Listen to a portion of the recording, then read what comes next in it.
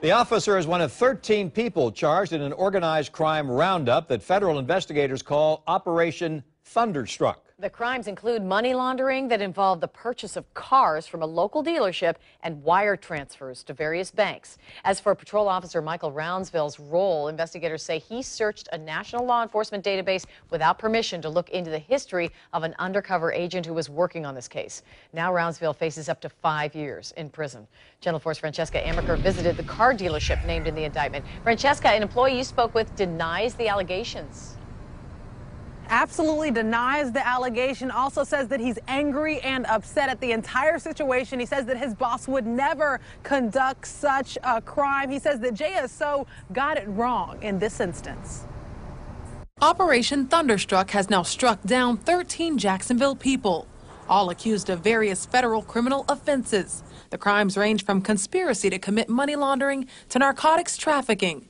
And according to the federal indictments, the crimes took place all over the city. The indictment named the co-owner of Capital Motors, Heather Clough. It says as part of the conspiracy, a vehicle was purchased without filing an IRS form.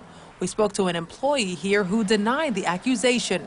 He told us a former employee of the business acted as a private seller to a buyer, and that person committed the crime. The operation even hit home at the Jacksonville Sheriff's Office.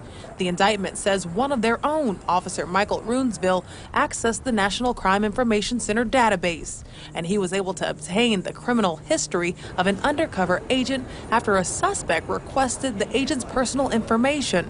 Sheriff John Rutherford says he's highly disappointed. All I can say in that situation is we assisted in that investigation.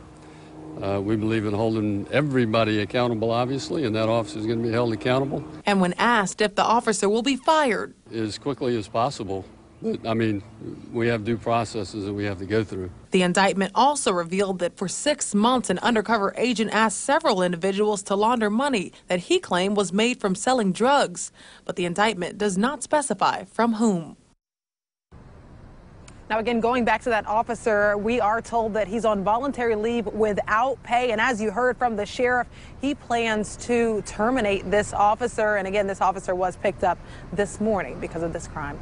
For now, reporting live, Francesca Amaker, Channel 4, the local station.